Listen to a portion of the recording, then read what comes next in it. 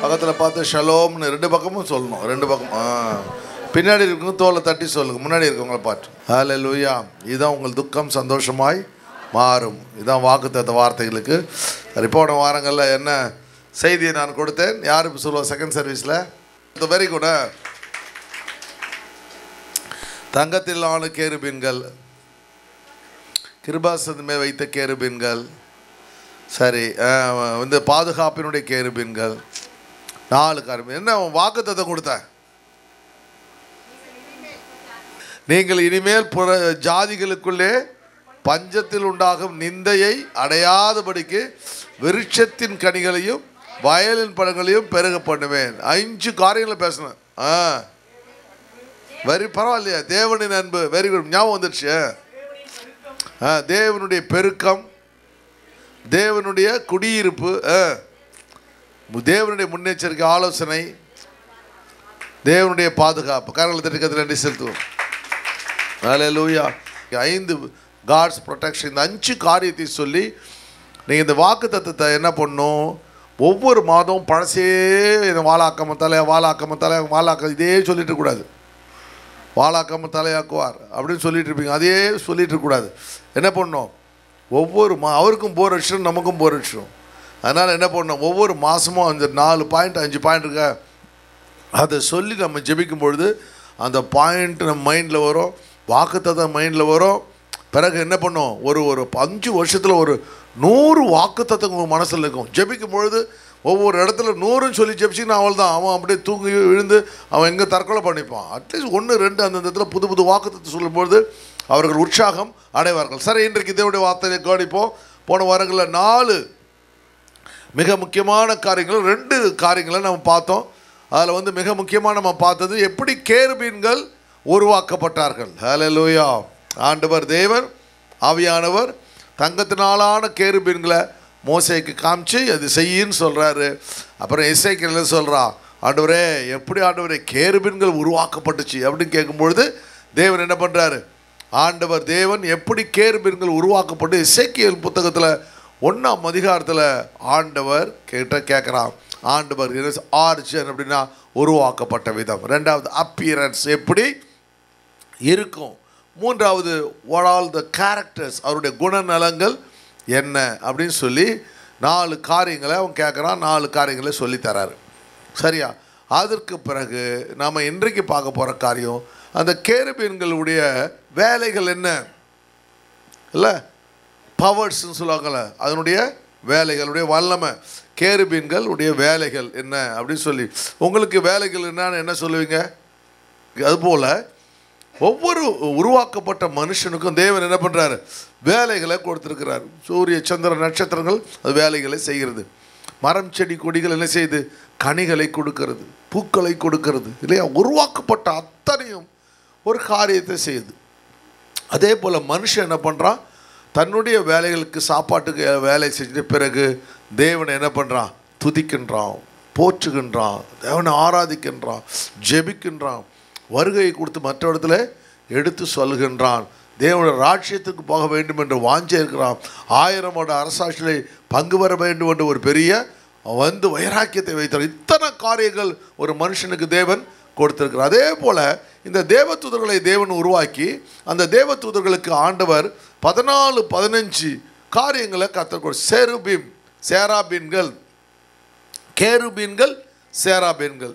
கேருபீன்களுக்கு வந்து 2 ரெக்கை இல்லைன்னா 4 ரெக்கை இருக்குன்னு வேத வல்லுநர்கள் சொல்கிறாங்க. அதெல்லாம் உடன்படிக்கை பெட்டியில் வந்து 2 ரெக்கை உள்ள கேருபீன்களை நம்ம பார்க்கின்றோம். பார்த்திங்கன்னா 2 ரெக்கைகளோட கேருபீன்கள்.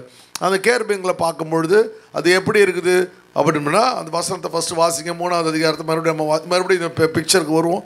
3ஆவது அதிகாரத்தை 3வது காரியங்களை பொன்னினால் 2 கேருபீன்களை செய்வாயாக, பொன்னை தகடாய் அடித்து. அதில் நீ அங்கே போற கடைசி இந்த இன்றைக்கு 3 பார்த்து அந்த கேருபீன்கள் தங்கள் செட்டைகளை உயர விரித்து தங்கள் செட்டைகளால் கிருபாசனத்தை மூடுகிறவைகளும். கேருபீன்கள் தங்கள் சட்டைகளை உயர விரித்து. அல்லேலூயா. அப்போ இந்த கேருபீன்களுக்கு என்ன வந்து ஒரு ஸ்லாக்கியம் இருக்குன்னா அதனால் பறக்க முடியும். அல்லேலூயா. உங்களாலையும் பறக்க முடியும். 5வது மாடியில் குதிச்சு பாருங்கள். 5வது மாடியில் குதிச்சு பாருங்க, பறக்க முடியுதான்னு பாருங்க. ஆனால் ஆண்டவர் தேவன் இந்த கேருபீன்களுக்கு என்ன, இது 5வது மலையில் குதிச்சா என்ன பண்ணோம், அப்படியே பேராஷூட் போகிற மாதிரி அழகாக பறந்து போயிடும். ஆனால் கர்த்தர் ஒரு நாள் உங்களுக்கு இந்த பலத்தை எப்போ பலம் தருவார்னா, இயேசுக்களை பார்த்தீங்களா, அருமையான கிளிப்பிங்ஸ் நீங்கள் இந்த பார்த்தீங்க. 12 சீஷர்கள் என்ன பண்ணுறாங்க, ரத்த சாட்சிகளாய் மறிக்கிறாங்க. ஒருத்தன் மறிச்ச மாதிரி இன்னொருத்தன் எல்லாம் பார்த்தீங்களா, டிஃப்ரெண்ட்டாக ஒருத்தன் கல்லால் அடிக்கிறாங்க, இன்னொருத்தன் எரிகிற நெருப்பில் தூக்கி இது கொப்பரையில் தூக்கி போடுறாங்க, எண்ணெயில் தூக்கி போடுறாங்க. எக்ஸ் வடிவத்தில் அந்தரியா மறிக்கிறான், தலைக்கீழாக மறிக்கிறான் பேதுரு. இப்படி 12 சீஷர்களும் பாடுகளை பட்டு தேவனுக்கென்று வைராக்கியம் பாராட்டுகிறார். ஹல்லேலூயா. நீங்களும் நானும் கடைசி வரலையும் தேவனை மறுதளிக்கவே கூடாது. உபத்திரங்கள், கஷ்டங்கள், துன்பங்கள் வரும். கரெக்டாக ஞாயிற்றுக்கிழமை கிளம்பும்போது தான் மழை வரும். ஞாயிற்றுக்கிழமை கிளம்பும்போது அக்கான்னு சொல்லி ஊர்லேருந்து அக்கா மாமா வந்துடுவாங்க.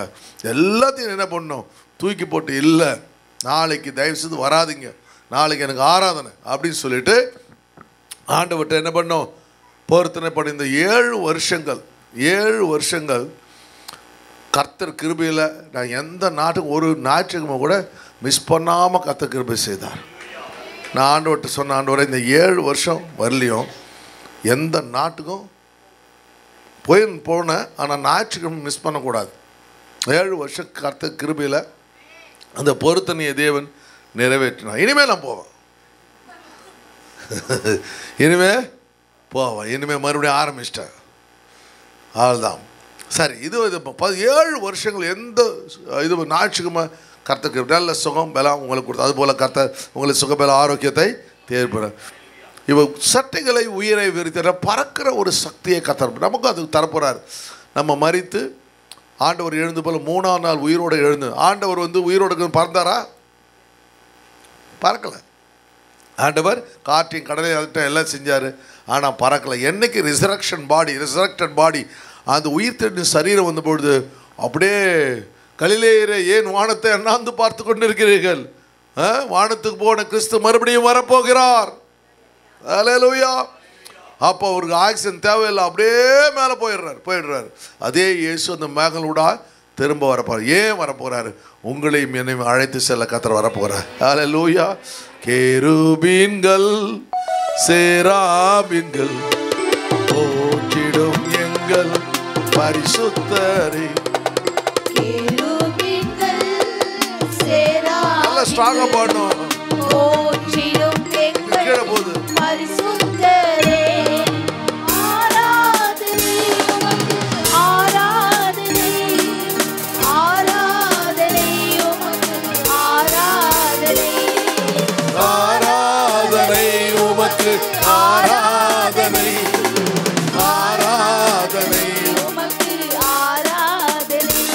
கேருபீன்கள் சேராபீன்கள் போற்றிடும் எங்கள் பரிசுத்தரே. இதை சேர்ந்து கேருபீன்கள் சேராபீன்கள் போற்றிடும் எங்கள் பரிசுத்தரே.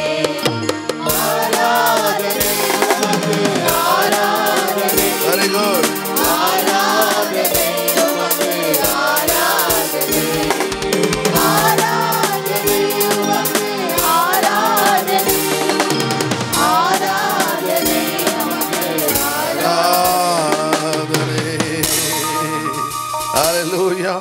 ஹல்லேலூயா. அப்போ உயரை விரித்து தங்கள் சட்டைகளால் கிருபாசனத்தை மூடுகிறவைகளும், தங்கள் சட்டைகளினால் கிருபாசனத்தை மூடுகிறவர்கள். கிருபாசனம் என்றால் மெர்சி சீட். மெர்சி சீட்னா என்ன? இயேசு அமர்ந்து உங்களை சந்திக்கிற ஒரு இடம். ஹல்லேலூயா. ஹல்லேலூயா. இந்த த்ரோன் தான் அவருடைய மெர்சி சீட். அருமையாக ஆண்டவர் உங்களோட குறைகள்லாம் கேட்குறாரு. குறைகள், ஆண்டவரே மகளே உனக்கு என்ன நடந்துச்சு அப்படின்னு அந்த குறைகளை கேட்குற இடம். ஓகே.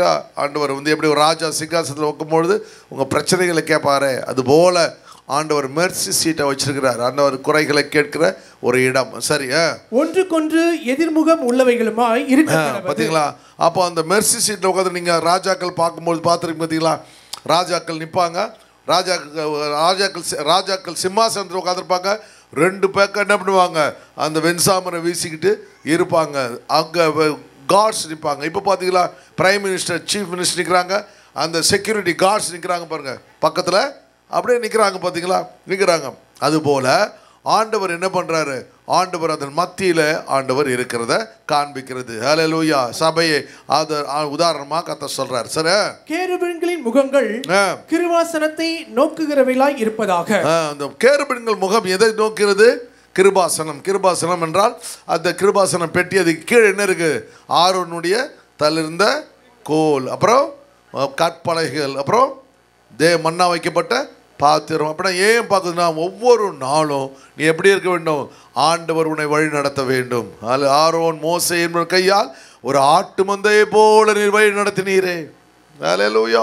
அப்போ இந்த இஸ்ரவேல் புத்திரர்கள் எங்கெல்லாம் இவர்கள் ஆரோனும் மோசே போகிற பின்னாடியே வராங்க, பின்னாடியே வராங்க. அது போல கர்த்தர், உங்களை சொல்லுங்க, கர்த்தரை என்னை வழி நடத்த வேண்டும். ஹல்லேலூயா. அவருடைய ஆலோசனை எனக்கு வேண்டும். ஹல்லேலூயா. அப்போ என்ன பண்ணும்? ஆண்டவருடைய திட்டம், அந்த கண்கள் எங்கே பார்க்குது? கிருபாசத்தில். அப்போது ஆண்டவருடைய இருதயம் என்ன பண்ண, அவர்கள் தேவனை நோக்கி பார்க்கும் பொழுது கர்த்தருடைய இருதயத்தை அவங்க என்ன தேவையெல்லாம் சந்திக்கிறார். காடை வேணுமா, மண்ணா வேணுமா, எந்த தேவைகள் எல்லாம் கர்த்தர் சந்திக்கிறார் இல்லையா? மூன்றாவது கற்பனைகள். கற்பனைகள் என்ன சொல்லுது? ஆண்டவர் என்ன 10 கற்பனை கொடுக்குறார், இந்த கற்பனைப்படி நடக்க சொல்கிறார் இல்லையா? வந்து நாட் ஒன்லி லீடர்ஸ் பட் டூயர்ஸ்ன்னு சொல்லுவாங்க பாரு. நம்ம படிக்கிறவங்களாம் மாற்றக்கூடாது, அதன்படி செய்கிறவளாய் மாற வேண்டும். இந்த 3 காரியத்தை அந்த தேவ தூதர்கள், சேராபீன்கள் பார்த்து கொண்டே இருக்குது. அதுபோல் நம்மளும் என்ன பண்ண வேண்டும்? அந்த 3 காரியங்களை பார்த்து கொண்டே இருக்கணும். என்ன 3 காரியம்? தேவனுடைய கற்பனை நடக்கணும், நம்முடைய இருதயத்தை தாழ்த்தணும். 3வது காரியம் என்ன? அவர் நம்மை வழி நடத்த வேண்டும். ஹல்லேலூயா.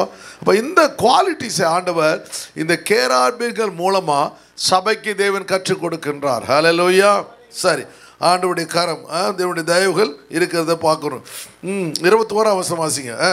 கிருபாசனத்தை பெட்டியின் மீது வைத்து பெட்டிக்குள்ளே நான் உனக்கு கொடுக்கும் சாட்சி பிரமாணத்தை வைப்பாயாக. ஆமா, அது சொல்லி முடிச்சிடுறாரு. ஆண்டவருடைய கரம், தேவனுடைய என்ன, அந்த இடத்துல தேவனுடைய திட்டங்கள் நிறைவேற்றப்படுகிறத பார்க்க முடியும். சரி, இந்த சேருபீன்களுடைய குவாலிட்டிஸ் இப்போ 14 காரியங்கள் நம்ம இப்போ பார்க்க போகிறோம். 14 15 பாருங்கள், முடிஞ்சவொன்னு போடுங்களா? சரி, அது இங்கிலீஷில் போடு, இங்கிலீஷ் வெறும் தமிழில் தான் இருக்குல்ல? சரி, போடு, பரவாயில்ல. பாருங்கள், முதல்ல அதில் கொஞ்சம் பெருசு படுத்துமா. இப்போ 15 இன்னும் கொஞ்சம் எழுதி ஓரளவுக்கு எழுதியிருக்குது, அதை பார்த்துங்க. அப்போ ஈஸியாக 15 காரியங்கள். கேருபீன்கள் தேவனுடைய சிங்காசனத்தின் அருகாமலே துதிக்கும் பாக்கியத்தை பெற்றவர்கள். துதிக்கும் பாக்கியத்தை பெற்றவர்கள் நீங்களும் நான். அதெல்லாம் கேருபீன்களை பற்றி சொல்லப்படுகிறதோ அவற்றை எல்லாம் கர்த்தர் உங்களுக்கு எனக்கும் வச்சிருக்கிறார். எத்தனை பேர் உணர்றீங்க? கேருபீன்கள் என்ன பண்ணோம்? தேவனுடைய சிங்காசனத்தில் அருகாமல் அவருடைய ஆண்டுடைய அந்த நாட்களில் என்ன பண்ணுவாங்க? உடன்படிக்கை பெட்டி இருக்கும், மகா பரிசுத்தலத்தில் உடன்படிக்கை பெட்டி இருக்கும். ஆரோன் என்ன பண்ணுவான்? வருஷத்துக்கு ஒரு தடவை போயிட்டு உடன்படிக்கை பெட்டி கிட்ட போயிட்டு தேவனை சந்திப்பான் இல்லையா? அதுபோல் இன்றைக்கு புதிய ஏற்பாட்டில் இயேசுதான் உடன்படிக்கை பெட்டி. ஹல்லேலூயா. எப்பெல்லாம் நீங்கள் வரீங்களோ அப்போல்லாம் ஆண்டவரை நீங்கள் பார்க்க முடியும் இல்லையா? ஏனென்றால் தேவன் என்ன பண்ணுறாரு? நம்மை சமீபமாய் கொண்டு வந்து விடுகின்றார். 1. 2வது காரியம் பார்க்கும் பொழுது, 2வது காரியம் பாருங்க. 2வது காரியம் ஏமா சீக்கிரம் 2 2வது அப்புறமா கரெக்ட் பண்ணிக்கலாம், அப்புறமா பார்த்தலாம், இப்போ வேணாம். தேவனை எழுதிங்க, அருகில் துதிக்க பார்க்க. 2வது, தேவனை எப்பொழுதும் தரிசிப்பவர்கள். வெறும் துதிப்பது மாத்திரமல்ல, தரிசிப்பவர்கள். சொல்லுங்க, நாங்கள் துதிப்பவர்கள் மாத்திரமல்ல, ஜெப வேளையிலே தேவன் எங்களுக்கு தரிசனத்தை கர்த்தர் கொடுக்கிறார். ஹல்லேலூயா. 2வது காரியம் தரிசனத்தை பெற்றவர்கள். 3வது காரியம் தேவனுடைய பிரசன்னத்திலே காணப்படுபவர்கள். நீங்கள் நான் என்ன பண்ண வேண்டும்? தேவனுடைய பிரசன்னத்திலே காணப்பட வேண்டும். ஒரு நேரத்தை நீங்கள் ஒதுக்கி வச்சுக்கணும். காலையிலையோ மாலையிலையோ ஒரு மணி நேரம் என்ன பண்ண வேண்டும்? விசுவாசிகள் என்ன பண்ண வேண்டும்? துதிக்க வேண்டும், தேவ பிரசன்னத்திலே காணப்பட வேண்டும். 5 மணியோ 4 மணியோ 3 மணியோ எல்லாவற்றையும் ஆண்டவர் தேவன் பரிசுத்தர். ஒரு அம்மா சொன்னாங்க, எங்கள் வீடு யாருமே ரட்சிக்கப்படல பாஸ்டர், நான் மட்டும்தான் ரட்சிக்கப்பட்டேன், அதனால் எங்கள் வீட்டில் துதிக்க முடியாது. ஆனால் நான் இரவு நேரத்தில் என்ன பண்ணுவேன்? எல்லாரும் தூங்கிட்ட பிறகு நான் போர்வை போடிட்டு அப்படியே முழங்கால் போட்டு மனசுக்குள்ளே துதிப்பேன். ஏன்னா துதிச்சா என் ஹஸ்பண்டுக்கு பிடிக்காது, அவரு ரட்சிக்கப்படலை. பிறகு என்ன பண்ணுவான், வேலை ஸ்தலங்களை போய்ட்டு சீக்கிரம் சாப்பிட்டுட்டு டவுன் பாக்ஸை வச்சு கழுவி வச்சுட்டு அதுக்கப்புறம் வெளியில் போயிட்டு பாத்ரூம் போயிட்டு வரேன்னு சொல்லிட்டு ஒரு மரத்தடியில் போயிட்டு ஜெபிச்சுட்டு ஒரு 15-20 நிமிஷம் ஜெபிச்சுட்டு வருவேன். பார்த்தீங்களா, இப்படி சூழ்நிலாம் இருக்குது. உங்களுக்கு எல்லாத்தையும் ஆண்டவர் கொடுத்து புள்ள ரட்சிக்கப்பட்டது, ஹஸ்பண்ட் ரட்சிக்கப்பட்டவன், மனைவி ரட்சிக்கப்பட்டவன், ஆனால் துதிக்கிறது கிடையாது. எவ்வளோ பயங்கரமான காரியம். ஆண்டவர் துதியை பார்க்குறார் தரிசிப்பவர்கள். மூன்றாவது காரியம், தேவனுடைய பிரசன்னத்தில் காணப்படுவர்கள். எப்பொழுதும் கர்த்தருடைய பிரசன்னம் வேண்டும் என்று விரும்புவர்கள், தேவனுடைய பிரசன்னத்தில் காணப்படுவர்கள். சரி, அப்படின்னா என்ன அர்த்தம்? ஒவ்வொரு ஞாயிற்றுக்கிழமையும் செவ்வாய்க்கிழமை பைபிள் ஸ்டடி இதெல்லாம் எப்போல்லாம் நடக்குதோ அவருடைய பிரசன்னத்திலே காணப்பட வேண்டும். அவர்கள் இல்லாமல் தேவன் இல்லை. தேவன் இல்லாமல் அவர்கள் இல்லை. அவரையும் தேவனையும் பிரிக்க முடியாது, உங்களையும் தேவனையும் பிரிக்க முடியாது. நாலாவது காரியம், சேருபீன்கள் முதல் ஸ்தானத்திலையும் கேராபீன்கள் 2ஆம் ஸ்தானத்திலையும் இருக்கிறார்கள். சேராபீன் கேருபீன் புரிஞ்சுக்கணும். சேருபீன்கள் முதல் செகண்ட் இது ரேங்கில், சேராபீன்கள் ஃபஸ்ட் ரேங்க். ஏன்னா அது 6 ரெக்கைகள் இருக்கிறது. 2 ரெக்கையை தன் முகத்தால் மூடிட்டு 2 ரெக்கையை தன் கால்களை மூடிக்கொண்டு 2 ரெக்கையை என்ன பண்ணும், அது என்ன பண்ணும், தன் உயர பறக்கும். அது ஒரு வசனம் என்ன இருக்குன்னா, சரி அதுலேருந்து போயிடலாம், சீக்கிரமாக போயிடலாமா, அப்படி போகலாமா. ஏசியா 6:1-5 வச்சனம் குயிக்கமாக படிச்சிடலாம், சீக்கிரமாக வாசிங்க. உசியா ராஜா மரணமடைந்த பின்பு ஆண்டவர் உயரமும் உன்னதமான சிங்காசனத்தின் மேல் வீற்றிருக்க கண்டேன். அவருடைய வஸ்திர தொங்கலால் தேவாலயம் நிறைந்திருந்தது. அவருடைய வஸ்திர தொங்கலால் தேவாலயம் நிறைந்திருந்தது. உசியா ராஜா ஆண்டவருக்கு பிகினிங் டேஸ்லாம் நல்லா இருந்தான். பிறகு என்ன பண்ணுறான், அந்த ஸ்தானத்தை, ஆசாருடைய ஸ்தானத்தை எடுத்துக்கொள்ள அவன் முற்படும் பொழுது அவனுக்கு குஷ்டரோகம் விடுகிறது. அவன் மரிக்கும் வரையிலும் தேவன் வெயிட் பண்ணுறார்.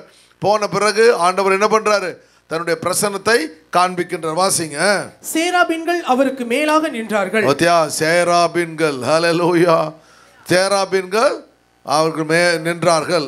அவர்களில் ஒவ்வொருவனுக்கும் அவ்வாறு சட்டைகள் இருந்தன. 6 சட்டைகள் கொடுக்கப்பட்டிருந்தது.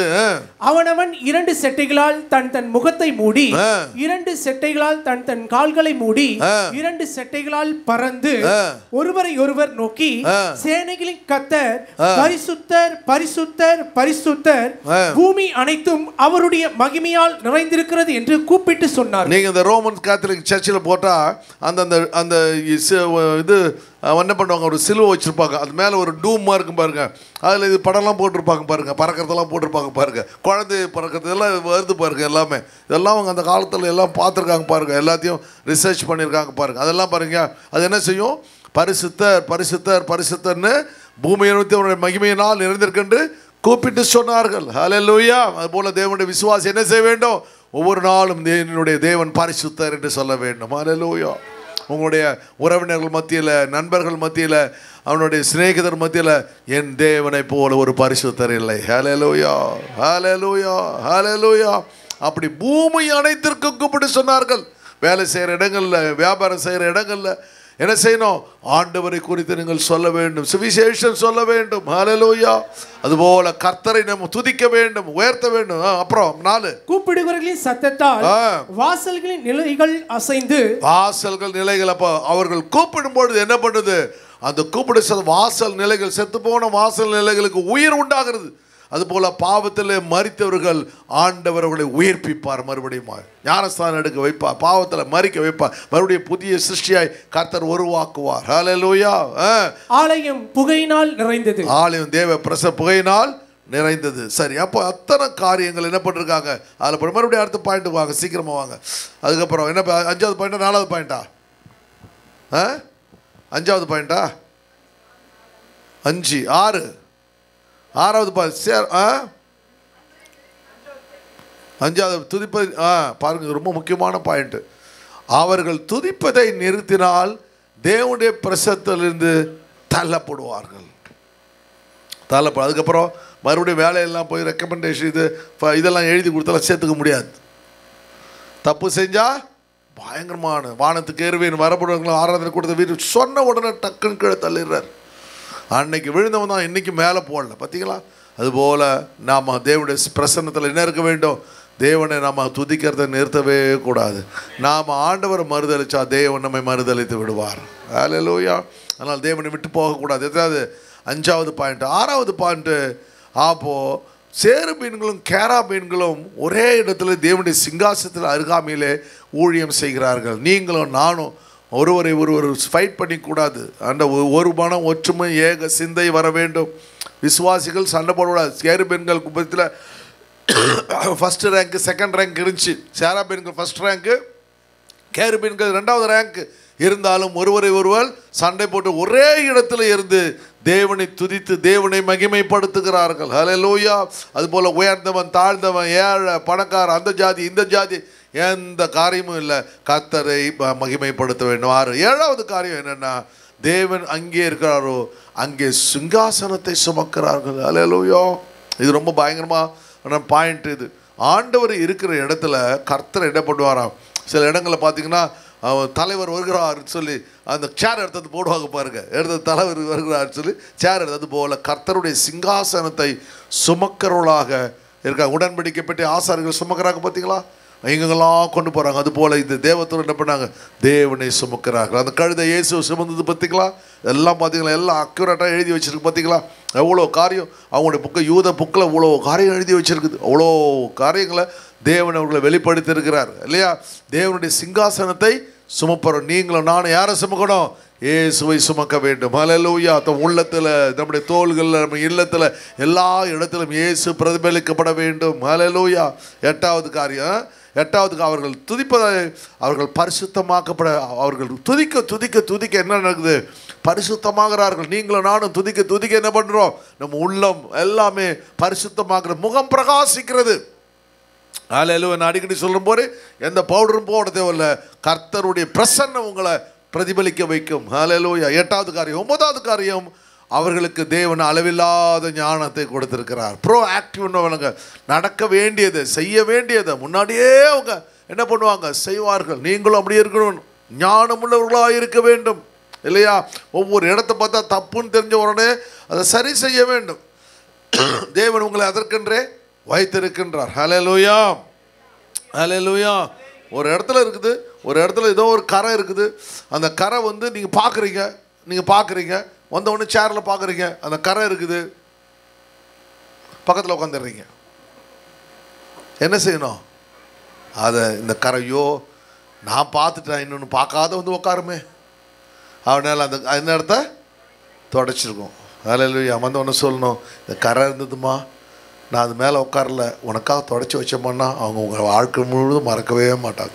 சரி, அது இல்லை ஞானம் இருந்தவர்கள். 10வது காரியம், அவருடைய தன்னுடைய ஞானத்தையும் பிரகாசையும் மற்றவர்களுக்கு கொடுக்குறார்கள். அதுபோல் உங்களுக்கு இருக்கிற ஞானம் பிரகாசம், அப்போ தேவ ஞானமாக இருக்கட்டும், உங்களுடைய பிரகாசமாக இருக்கட்டும், ஆசீர்வாதமாக இருக்கட்டும், அதை என்ன பண்ண வேண்டும், impart your vision to the next generation. வாங்க, உன்னுடைய அபிஷேகத்தை மற்றவங்களுக்கு கொடுக்க வேண்டும் இல்லையா. எத்தனாவது பாயிண்ட்டு, 10. 11வது பாயிண்ட் என்னன்னா, தேவனுடைய சிங்காசனத்தை எப்பொழுதுமே பாதுகாப்பதற்காக உருவாக்கப்பட்டவர்கள். அந்த கேருபீன்கள் என்ன பண்ணுது, அந்த கிருபாசனத்து மேலே 2த்தையும் பாதுகாப்போம், ஏதேன் தோட்டத்தை பாதுகாக்கிறது.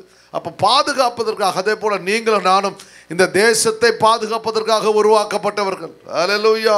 விசுவாசிகளுக்காக ஜெபிக்கிறீங்க, ஊழியக்காரர்களுக்காக ஜெபிக்கிறீங்க, அநேகரை உங்கள் பிள்ளைகளுக்காக ஜெபிக்கிறீங்க. அத்தனை பேரையும் பாதுகாப்பதற்காக கர்த்தர் உங்களை உருவாக்கி வைத்திருக்கிறார். ஆட்டுக்குட்டி ரத்தம் பூசப்பட்ட இடத்துல சங்காரத்தை உள்ளே போக முடியவில்லை இல்லையா. அவங்க என்ன செய்கிறாங்க, தேவனுடைய பார்க்குறாங்க, ஒரு ஆட்டை அடித்து அந்த ரத்தத்தை என்ன பண்ணுறாங்க, அந்த வீடு நிலைகளில் பூசி விடுகிறார்கள். அதனால் என்ன பண்ண, அந்த வீட்டுக்கு ஒரு பெரிய பாதுகாப்பு போகுது. அதுபோல் நீங்களும் நான் என்ன செய்யணும், அநேகரை பாதுகாக்க வேண்டும். பாருங்கள், இந்த வயநாட்டில் எவ்வளோ பெரிய அழிவு பார்த்தீங்களா, மோசமான அழிவு. அத்தனை அப்படியே கிராமங்கள் போய் 1:30 மணிக்கு 2 மணிக்கு திடீர்னு தண்ணி வந்துடுச்சு. நினச்சி பார்த்துருப்பாங்களா, நினச்சி பார்த்துருக்கவே முடியாது. ஒரு நிமிஷத்தில் அப்படியே புதைஞ்சி போயிட்டாங்க. எவ்வளோ பயங்கரம், எப்படி இருந்தாங்களோ என்ன செய்ய தெரியாது. ஆனால் ஒரு நிமிஷத்தில் அழிவு எப்போ வரும்னு நமக்கு சொல்லவே முடியாது. திடீர்னு ராத்திரி டக்குன்னு ஒரு சுனாமி 300 கிலோமீட்டர் ஸ்பீடில் வருதுன்னு வச்சுக்க, நம்ம என்ன நைட்லாம் தூங்கிட்டு இருப்போம்ல, வருதுன்னு வச்சுக்க, திடீர்னு எழும்புது சுனாமி. அன்றைக்கி வந்த சுனாமி இன்னும் கொஞ்சம் ஃபாஸ்ட்டாக வந்துச்சுன்னா அப்படியே போச்சுன்னா என்ன பார்த்தா, அப்படியே அண்ணா நகர் நேரம்லாம் சுத்தமாக ஸ்வீப் பண்ணிட்டு போயிடும், ஒரு ஃப்ராக்ஷன். அப்போ எல்லாமே கர்த்தருடைய கரத்தில் இருக்குது. ஹல்லேலூயா. அப்போ எத்தனாவது பாயிண்ட்டு, 10. 11வது பாயிண்ட்டு பாதுகாப்பு. 12வது பாயிண்ட்டு விசேஷித்த தொடர்பு உள்ளவைகள், டிவைன் கனெக்ஷன். டிவைன்னா தெய்வீக தொடர்புலையும் போடணும். தெய்வீக தொடர்புடையவர்கள். நீங்களும் நானும் கர்த்தர் என்ன பண்றாரு? தெய்வீக தொடர்பை வைத்திருக்கிறார். யாக்கோபு என்ன பண்றான்? அவன் படுத்து தூங்குறான். அவன் கல்லை எடுத்து வச்சு பார்க்குறான். தேவ தூதர்கள் ஏறுகிறதும் இறங்குகிறமான தரிசனத்தை அவன் பார்க்கின்றான். அவன் சொல்றான், நீ படுக்கிற இந்த பூமியை உனக்கு நான் தருவேன். அல்லேலூயா. தெய்வீக தொடர்பு. ஏசாவுக்கு அங்க இருக்கிறவங்களோட தொடர்பு, ஆனால் யாக்கோபுக்கு தெய்வீக தொடர்பு வச்சிருக்காரு. ஆண்டவர் சொல்றாரு, கவலைப்படாத, ஒரு கோலும் ஒரு தடியுமாய் போற உன்னை நான் பரிவாரங்களோடு திரும்பி வர பண்ணுவேன். அல்லேலூயா.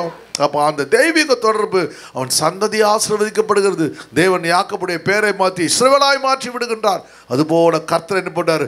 உங்களுக்கு ஒரு தெய்வீக தொடர்பு கர்த்தர் வைத்திருப்பார். அதுக்கப்புறம் என்ன 13 இல்லையா?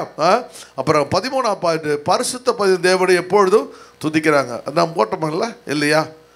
சேரும். அப்போ 13ஆவது வந்து எப்பொழுதுமே தேவனை என்ன பண்ணுறோம்?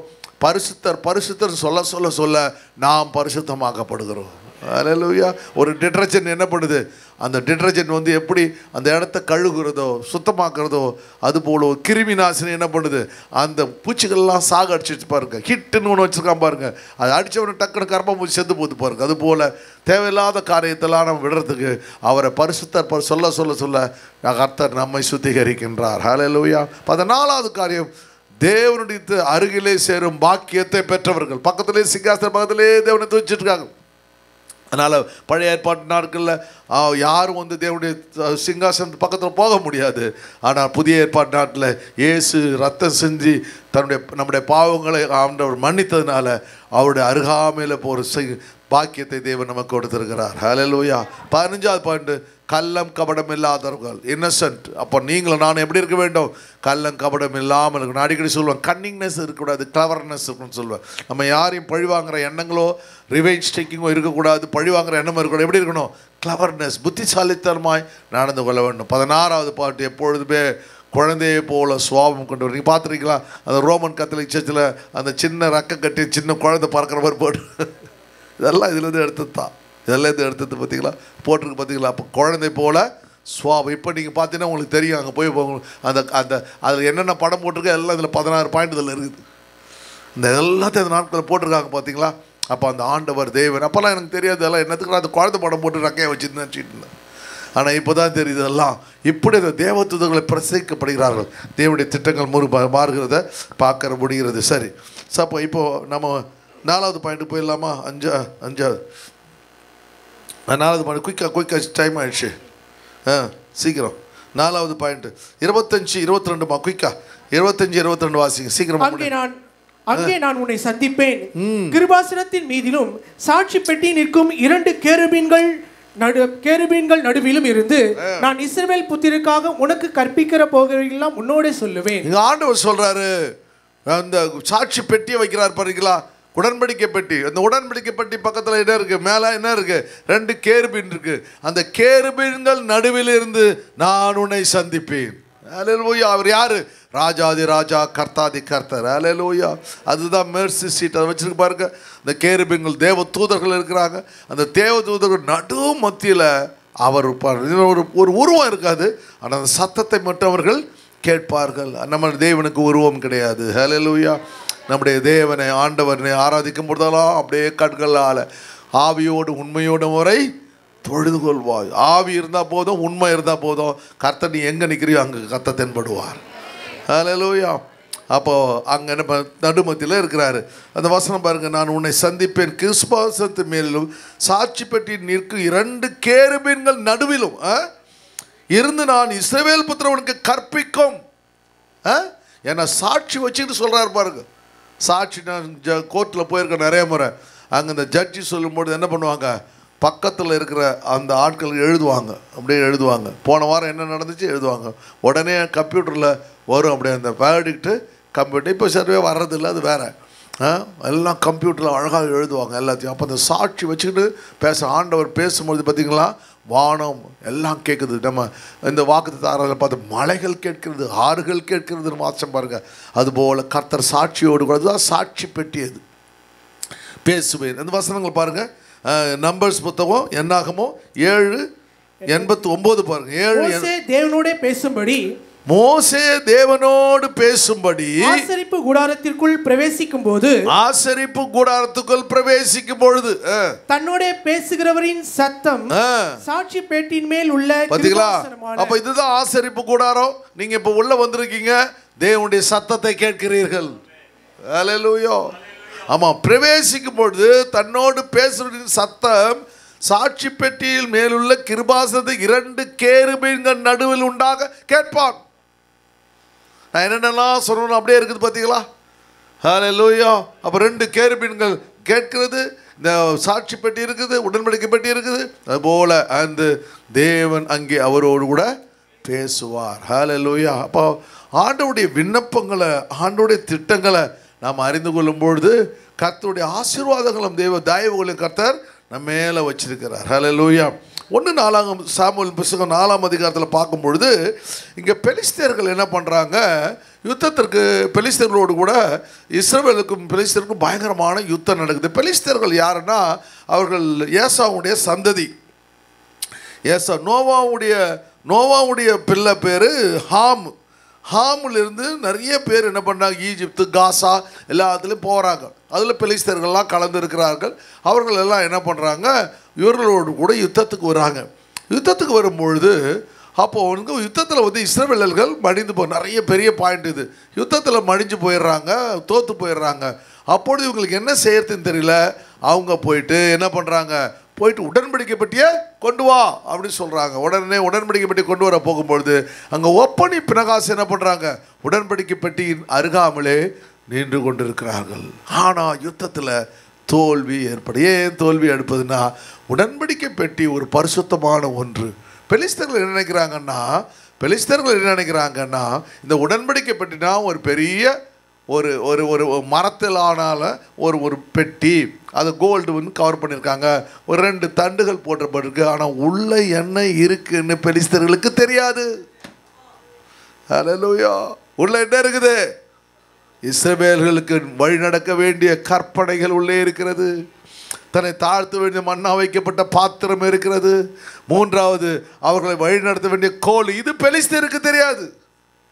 ஆனால் அந்த வழியில் ஒப்பனை பினகாசு நடக்காதனால அவன் யார் போய் அந்த உடன்படிக்கை பெட்டி பக்கத்தில் நிற்கணும்? ஆசாரியன் நிற்க வேண்டும், பிரதான ஆசாரியன் நிற்க வேண்டும். அவன் நிற்கல, இவன் போய் நிற்கிறான்.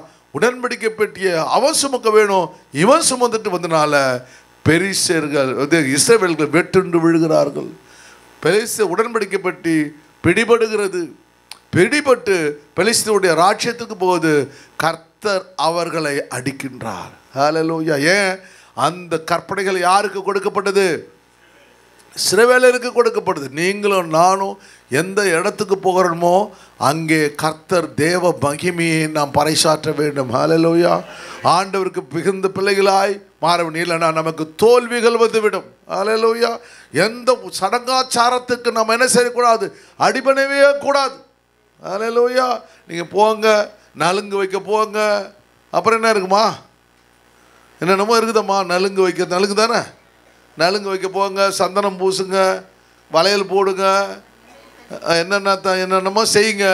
கேர்ஃபுல்லாக செய்யுங்க, செய்யாதீங்க. அதான் பெஸ்ட்டு வந்தம்மா, ரொம்ப தேங்க்ஸ்மா, இந்தம்மா வந்துட்டு போனம்மா, முக்கியமான ஒரு வேலை இருக்குதுமா, அப்படியே வந்துட்டோம்மா அப்படின்னு ஒரு கவரை கொடுத்துட்டு நேராக ஓடி வந்துருக்கு. இதெல்லாம் என்ன செய்யக்கூடாது? தேவனை நீங்கள் மகிமைப்படுத்தவில்லை என்றால் நமக்கு தோல்விகள் வரும் என்று சொல்ல. இவன் செய்ய வேண்டிய காரியம் என்ன?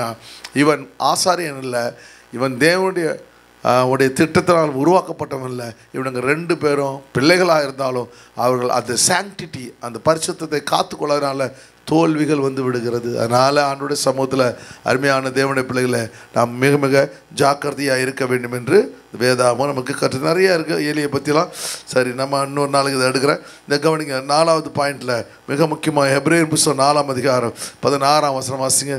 எபிரேயர் 4:16 வாசிங்க. வானங்கள் வழியாய் வாசிங்க. 14 வாசிங்க. 4:14. வானங்களின் வழியாய் பரலோகத்திற்கு போன தேவகுமாரனாகிய இயேசு என்னும் மகா பிரதான ஆசாரியர் நமக்கு இருக்கிறபடியால் நாம் பண்ணின அறிக்கையை உறுதியாய் பற்றி கொண்டிருக்க கடவுள். ஹல்லேலூயா. அப்போ அந்த சாட்சி பெட்டி முன்னாடி ஆண்டவர் கிருபாசனத்தை வந்து ஆண்டவர் பேசுகிறார். ஹல்லேலூயா. அப்போ பேசும்பொழுது நம்ம என்ன பண்ணோம், நமக்காக அருமையான வேண்டுதல் செய்யல ஒரு அருமையான யார் இருக்கிறாரு, பிரதான என்ன பண்ண ஆசாரியன் நமக்கு இருக்கிறார். அது நம்முடைய எல்லா குறைகளையும் அன்னைக்கு ஆசாரியன் என்ன பண்ண ஆரோன் போயிட்டு ஆண்டவர்கிட்ட போய் சொல்லுவான், இன்றைக்கு இயேசுவே நம்முடைய குறைகளை நேரடியாக கேட்கிறார். ஹல்லேலூயா. நேராக அவர்கிட்ட போய் எல்லாவற்றையும் சொல்றதுக்கு தான் கர்த்தர் உங்களை கிருபாசனத்தில் அழைக்கின்றார். நம்முடைய பலவீனங்களை குறித்து பரிதவிக்க கூடாத பிரதான ஆசாரியர் நமக்கு இராமல் எல்லா விதத்திலும் நம்மை போல் சோதிக்கப்பட்டும் பாவம் இல்லாதவராய் இருக்கிற பிரதான ஆசாரியரே நமக்கு இருக்கிறார். அழகா நம்ம புரியுது பார்த்தீங்களா? அப்போ அந்த ஆசாரியர் என்ன பண்ணும், அப்படியாமா உனக்கு உடம்பு சரியில்லையாமா, அப்படியாமா ஐயோ உனக்கு கேன்சராமா, உனக்கு சுகவீனமாமா, கால் நடக்க முடியலையாமா, பிசாசு பிடிச்சிச்சாமா அப்படின்னு கேட்டு பரிதாபப்படல, பரிதாபத்தை மாற்றுகிற ஒரு ஆண்டவர் நம்மோடு கூட இருக்கிறார். ஹல்லேலூயா, ஹல்லேலூயா. ஏன் அவர் மாற்றார்? அவர் பாவம் இல்லாதவராக இருக்கின்றார். உங்களுடைய நோய்களை எல்லாம் தேவன் குணமாற்றுவார். நான் போன வாரங்களில் ஆண்டவர்கிட்ட ஜெபிச்ச, ஆண்டவரே அந்த நாட்களில் இந்த சர்ச்சில் எவ்வளோ அற்புதம் நடந்துச்சு ஆண்டவரே, அந்த அற்புதங்கள்லாம் எங்கே அப்படின்னு கேட்டேன். ஆண்டவர் சொன்னார், ஒன்றும் இல்லை, நீ மறுபடியும் ஜெபத்தை இன்னும் அதிகப்படுத்து, அதே அற்புதங்களை நான் கட்டளையிடுவேன். அப்போ தான் நம்ம இப்போ 15வது மாதமாக இந்த பிரேக் த்ரூ ப்ரேயரை நடத்துகிறோம். இந்த பிரேக் த்ரூ ப்ரேயர் என்னைக்கு நடக்க ஆரம்பிச்சிச்சோ அன்னையிலேருந்து புதிய ஆத்துமாக்கள் வர ஆரம்பித்தாங்க. அதற்கு பிறகு என்ன நடந்துச்சு, நிறைய அற்புதங்களை தேவன் மறுபடியும் சபையிலே கட்டளையிட்டார். ஹல்லேலூயா. அப்போ நீங்கள் என்ன செய்யணும், நாமோ அந்த break through prayer, Tuesday prayer எப்பப்போல்லாம் நேரம் கிடைக்குதோ அப்படியே சமூகத்தில் நம்ம காணப்படும் பொழுது நம்முடைய வாழ்க்கையில் தேவன் அற்புதங்களை செய்ய வல்லமை உள்ளவராக இருக்கிறார். ஹல்லேலூயா. அதனால தான் அந்த அருமையான வசனம். அதுக்கு அடுத்த வசனம் 16ஆம் வசனம், ஆதலால் நாம் இரக்கத்தை பெறவும் ஏற்ற சமயத்தில் சகாயம் செய்ய கிருபை அடையவும், சகாயம் செய்யும் கிருபை அடையவும் தைரியமாய் கிருபாசனத்திலே சேர. ஹல்லேலூயா. நமக்கு ஒரு விசுவாச நம்பிக்கை வரணும். ஆண்டவருடைய சமூகத்தில் வந்துட்டேன், கர்த்தர் எனக்கு இரக்கத்தை காண்பித்து விட்டார். ஹல்லேலூயா. அவருடைய கிருபை என்னை சூழ்ந்து கொண்டிருக்கிறது. ஹல்லேலூயா. நான் வெற்றி அடைவேன், நான் ஜெயம் பெறுவேன் என்ற ஒரு பெரிய நம்பிக்கையை கர்த்தர் நமக்கென்று வைத்திருக்கின்றார். இன்றைக்கு நம்ம பார்த்த 2 மிக முக்கியமான காரியம், ஆண்டவர் கேருபீன்களும் சேராபீன்களும் எப்படியாக என்று பார்த்தோம். ஆண்டவருடைய திட்டங்கள், ஆவியானவருடைய தரிசனங்களை கர்த்தர் நிறைவேற்றினார். அது மாத்திரமல்ல, அவருடைய அருமையான சாட்சி பெட்டிக்கு முன்பாக நிற்கும் பொழுது, அவரிடத்தில் நம்ம சேரும் பொழுது கர்த்தர் நமக்கு பரிபூர்ணமான விடுதலையை கர்த்தர் கொடுக்கிறார். ஹல்லேலூயா.